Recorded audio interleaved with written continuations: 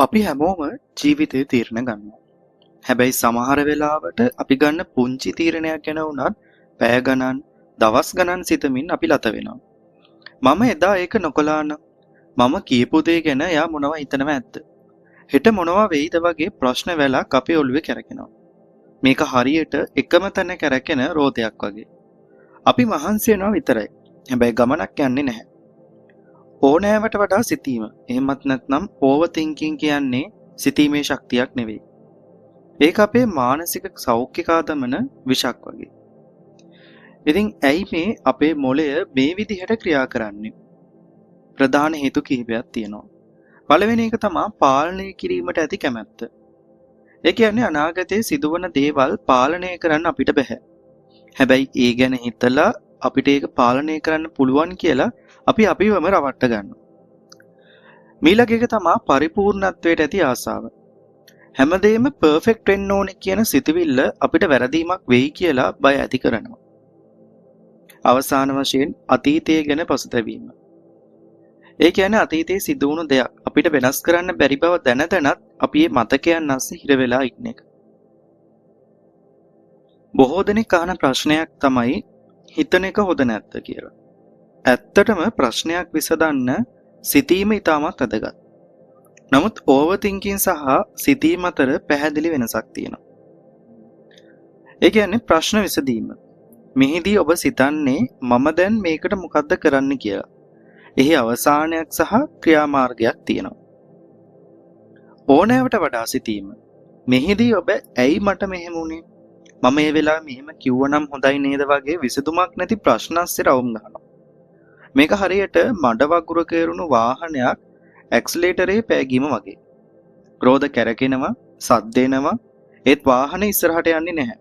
වෙන්නේ එන්ජිම රත් වෙලා විනාශ වෙන එක විතරයි.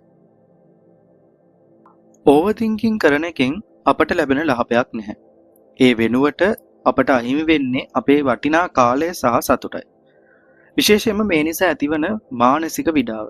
ශරීරයේ වෙහෙස මහන්සි වී වැඩ කළා වගේම තෙහෙට්ටුවක් දැනෙනවා. මීළඟට අපිට තීරණ ගැනීමට අපහසු වෙනවා. වැඩිපුර විග්‍රහ කරන්න ගින් අවසානයේ කිසිම දෙයක් කරගන්න බැරි වෙනවා.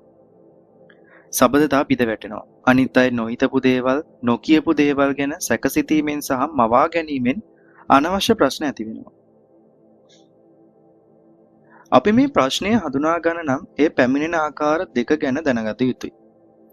පළවෙනි ආකාරය තමයි අතීතය ගැන සිතීම. සිදු වූ දෙයක් ගැන නැවත නැවතත් පසුතැවීම. මම එදා ඒක කළේ නැත්නම් අද මම මෙතන නැහැ. මේ සිතුවිල්ලෙන් වෙන්නේ වර්තමානයත් විනාශ වීම. දෙවෙනි එක තමයි අනාගතය ගැන අනියත බිය. තවම සිදු නොවූ දෙයක් ගැන මවාගෙන බියවීම. මම ෆේල් වුණොත්, එයා මාව දාලා ගියොත්, මට රස්සාව නැති වුණොත්. මෙහිදී ඔබ ඔබේ මනසින් බියකරු චිත්‍රපටයක් මවා ගන්නවා. දැන් අපි බලමු මේ තත්වයෙන් මිදෙන්න අපිට කරන්න පුළුවන් දේවල් මොනවද කියලා. පළවෙනි එක විනාඩි 5 නීතිය. ඔබ හිතන දේ තව අවුරුදු 5කින් වැදගත් වෙන්නේ නැත්නම් ඒ ගැන විනාඩි 5කට වඩා සිතන්න එපා. දෙවෙනි එක තමයි සිතුවිලි සහ ක්‍රියාව වෙන් කරගන්න. ප්‍රශ්නයක් ගැන හිතන එක නතර කළා ඒ වෙනුවට විසඳුමක් වෙනුවෙන් කරන්න පුළුවන් පොඩි හරි දෙයක් තියෙනවා නම් ඒ දේ කරන්න. තුන්වෙනි එක අවධානය වෙනතකට යොමු කරන්න. හිත එකම තැන හිර වෙනකොට ව්‍යායාමයක් කරන්න. සින්දුවක් අහන්න. නැත්නම් වෙනත් වැඩක නිරත වෙන්න. අවබෝධය. ඔබ ඕනෑවට වඩා හිතනවා කියලා තේරුණු ගමන් Tamanටම මෙහෙම කියා ගන්න. දැන් මම ඕනෑවට වඩා හිතමිනු ඉන්නේ. මොකද ප්‍රශ්නය හඳුනා ගැනීම විසඳුමෙන් භාගයක්. ඊළඟ එක තමයි සිතුවිලි ලියා තබා ගන්න. ඔළුව ඇතුලේ කැරකෙන සිතුවිලි කොලයක ලියන්න. ඒවා පිටතට ආවම ඒවායේ තියෙන හිස් බව ඔබට වැටහි. කාල සීමාවක් නියම කරන්න. දවසට විනාඩි 15ක් වෙන් කරන්න ප්‍රශ්න ගැන හිතන්න. ඒ වෙලාවට විතරක් ඕනෑ තරම් හිතන්න. අනිත් වෙලාවට සිතුවිලි එනකොට මම ඒ ගැන වොරි ටයිම් එකේදී හිතන්නම් කියලා හිතන්න. ක්‍රියාශීලී වන්න. මනස වැඩියෙන් හිතන්නේ ශරීරයේ නිකරුණේ ඉන්න වෙලාවටයි. ඇවිදින්න යන්න, ගේස් කරන්න, නැත්නම් හුස්ම ගැනීමේ ව්‍යායාම කරන්න.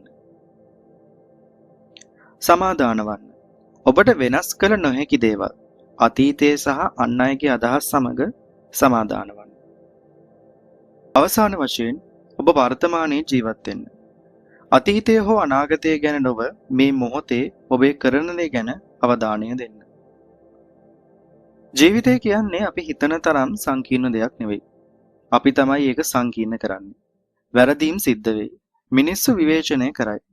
දේවල් බලාපොරොත්තු වෙන විදිහට නොවෙයි. ඒත් ඒ හැමදේම ජීවිතයේ කොටසක්. සිතුවිලි කියන්නේ ඔබ නෙවෙයි. ඒ ඔබ අසලින් ගලා යන බලාකුළු වගේ දෙයක් විතරයි. ඒ දේවල් වලට ඔබේ සාමය උදුරගන්න ඉඩ දෙන්න එපා. අද ඉඳන් තීරණය කරන්න ඕනෑට වඩා හිතන එක නවත්තලා ජීවිතේ විඳින්න පටන් ගන්නවා කියලා. මතක තබා ගන්න ඔබේ මනස ඔබේ හොඳම සේවකයා කරගන්න. ඔබේ නරකම ස්වාමියා වෙන්න ඒකට ඉඩ දෙන්න එපා.